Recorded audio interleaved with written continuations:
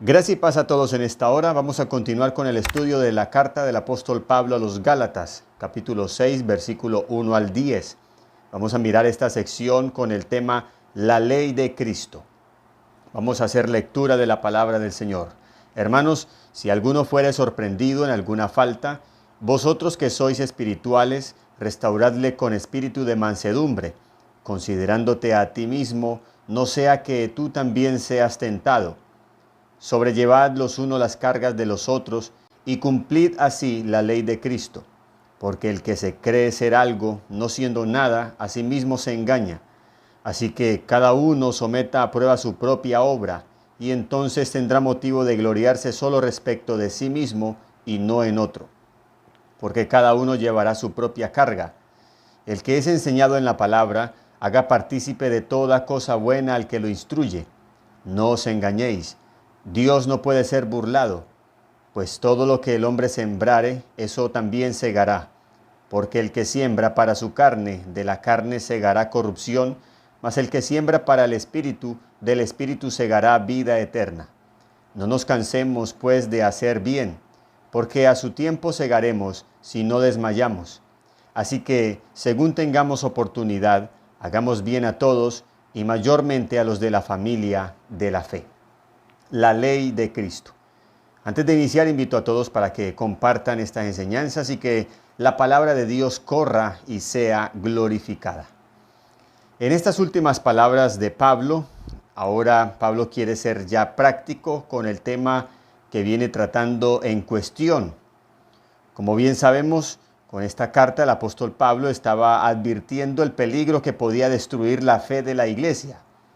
Los judaizantes y la enseñanza de la justificación por la ley, más la fe en Jesucristo. Esta era la enseñanza de los judaizantes.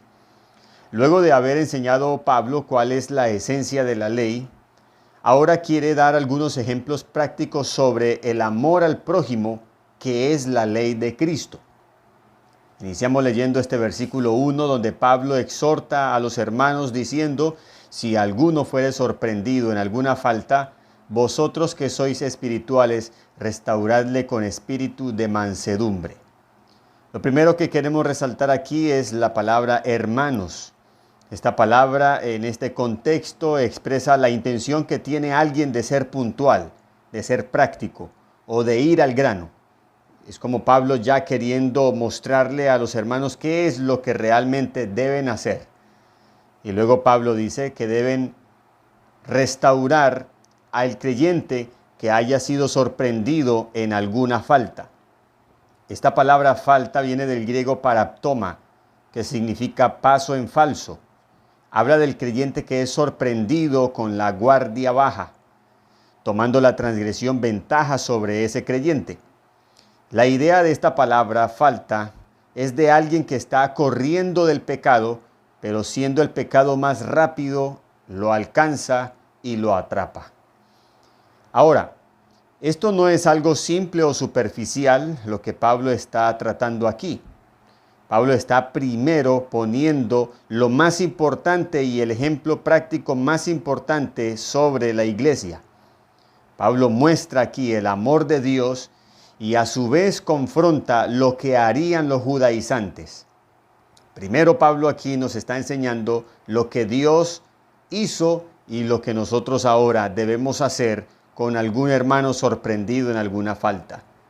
Pablo nos enseña que Dios nos perdonó y mostró su amor cuando aún nosotros éramos pecadores. Ni siquiera nosotros huíamos del pecado, sino que estábamos en el mismo pecado cuando Dios mismo nos amó y envió a su Hijo Jesucristo para morir por nuestros pecados.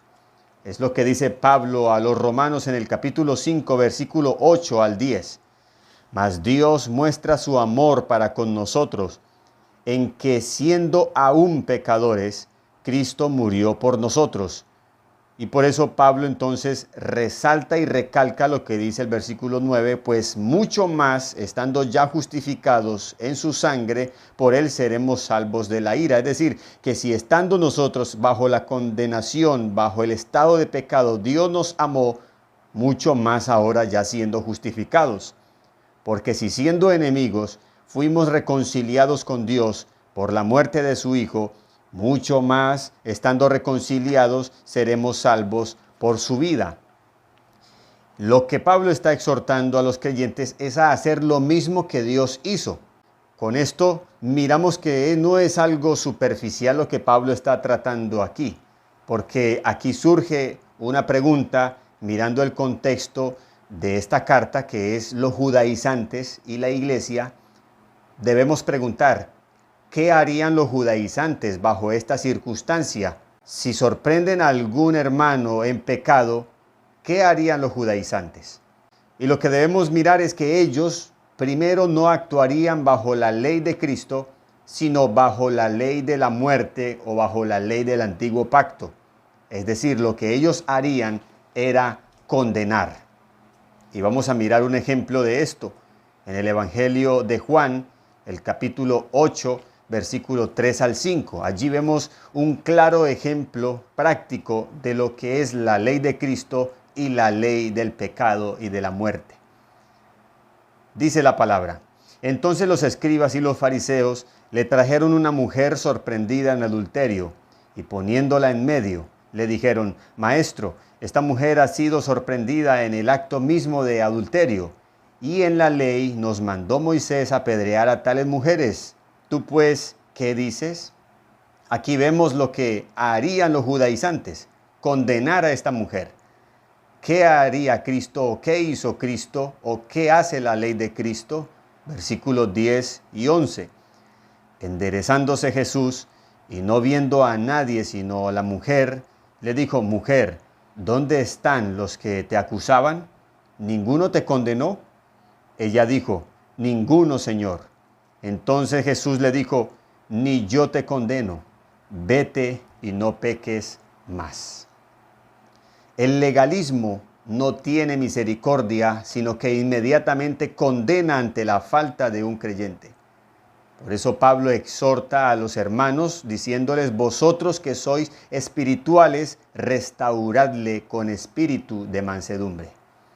El legalismo condena, el espiritual restaura. Luego, versículos 2 y 3, Pablo nos dice que esta es la ley de Cristo: sobrellevad los unos las cargas de los otros y cumplid así la ley de Cristo, porque el que se cree ser algo no siendo nada, a sí mismo se engaña. Ahora, entre este versículo 2 y el versículo 5 hay una aparente contradicción, pero muy bonita para resolver, y es con el tema o con la palabra cargas.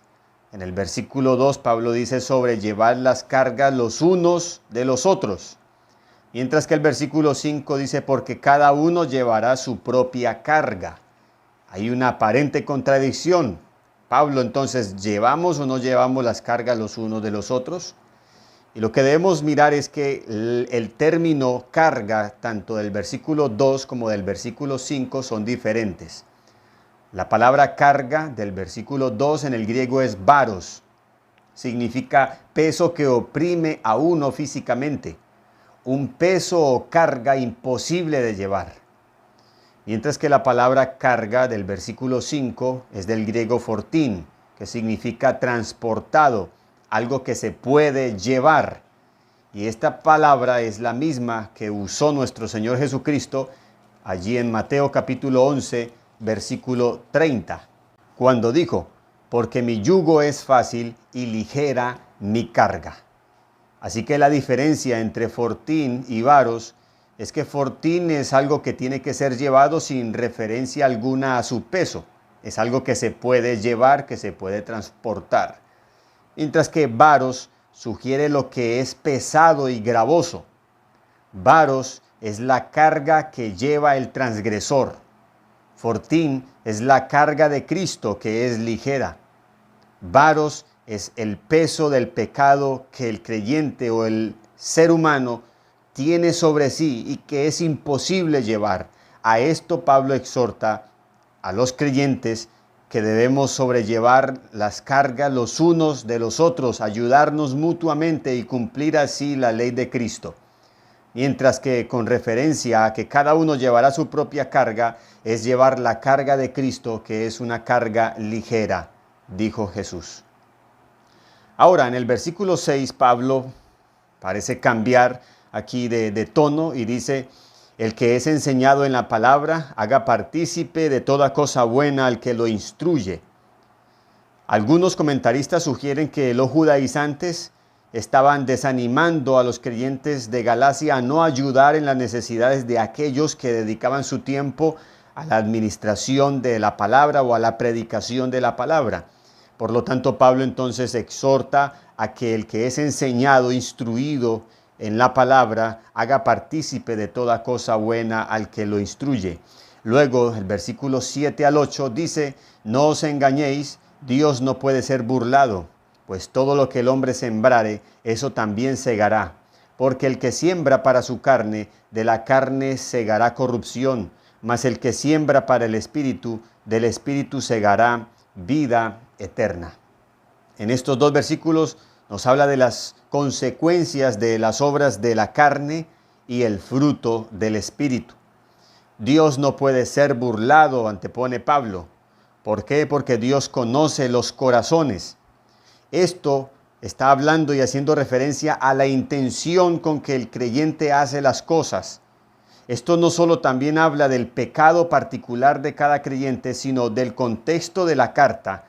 La palabra carne está relacionada con la palabra ley.